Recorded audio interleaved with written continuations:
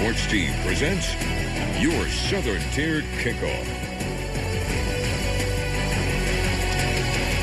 This morning to your Southern Tier Kickoff show, and later this evening, just a couple hours from here, in the heart of New York City, the Heisman Trophy will be handed out to this year's top player in all of college football. 4 finalists have been invited to the Lincoln Center for the ceremonies, and before we let you know who we think should be the winner, let's break down the season and our finalists one more time. First up is the two-way star for the Colorado Buffaloes, Travis Hunter. Hunter will go down as one of the greatest two-way players in the history of the game.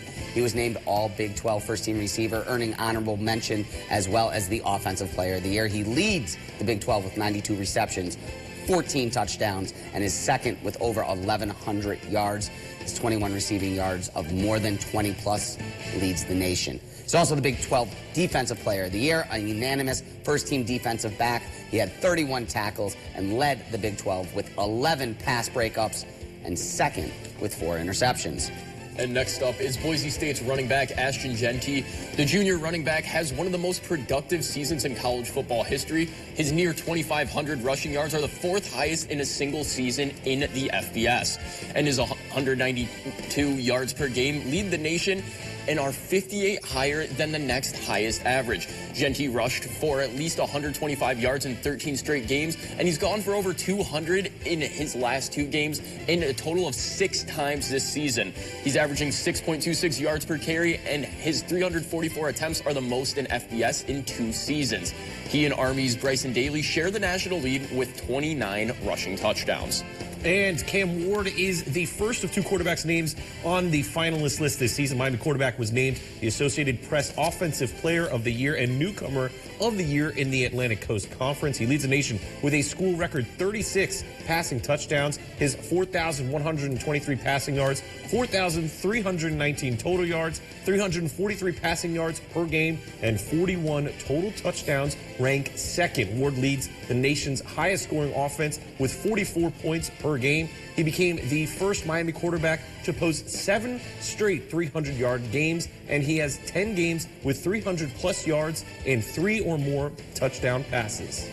And finally, we have Oregon's Dillon Gabriel. Gabriel, who transferred from Oklahoma in the offseason, led the unbeaten and #1 ranked Oregon Ducks to the Big Ten championship in their first year in the Big Ten and the #1 overall seed in this year's college football playoff.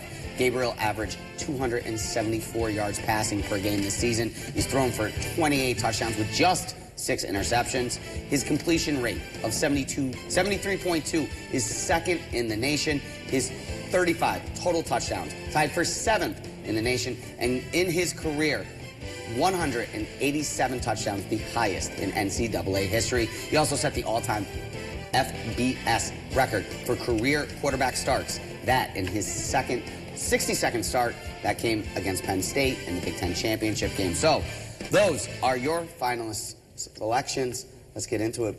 I know you guys had a little bit of argument of who picked who last week and what's going on, but Kyle, we'll start with you. Who you got tonight in New York City? I mean, I got to go with the guy who won not just the Doak Walker, but also won the Maxwell Award, Ashton Jeanty. He's just been unimaginable this year. I mean, they call him Michael Myers for a reason. The dude's a killer back there. You cannot stop that man.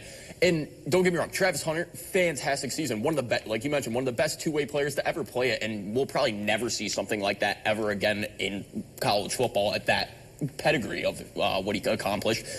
But the reason I take Jeanty over him is Jeanty took a power, or not even a power 5, a group of 5 team, put them on his back, and got them to a bye in the college football playoff.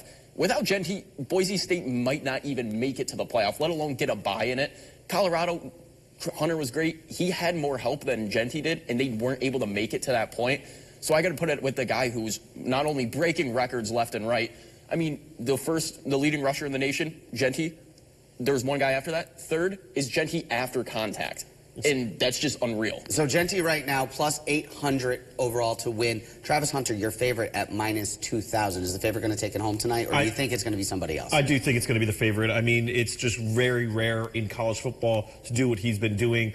Over, 100 snaps per game, which is unreal, the conditioning that you have to have. Usually, you get some break in between, but on the defensive side and the offensive side, I think it's going to be interesting that is he going to beat Lee Moore as a defensive player to win the Heisman first since Charles Woodson did decade plus ago, or is it going to be kind of like a wishy-washy, oh, he's a receiver as well? But it's very impressive what he's done all season long. I think he's going to be the favorite, and he's going to be the winner. All right, real quick, 15 seconds each for each of you guys. Do the quarterbacks have a chance tonight? I don't think they do.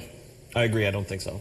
All right, and one of those quarterbacks not even invited actually had better numbers than Dylan Gabriel, Shedeur Sanders, who was throwing the ball to Hunter, but I think a lot of that vote got split between the two. Ultimately, I think it comes down, as you guys were talking about it, is snaps a category? Does that count as a statistical category? Does the fact that he's playing more than 100 come into the voters' hands? But either way, there certainly will be first-round picks come April in the NFL. So don't go anywhere. We are wrapping up today's show and wrapping up this year's season when we come back with the predictions for the first round of the college football playoffs.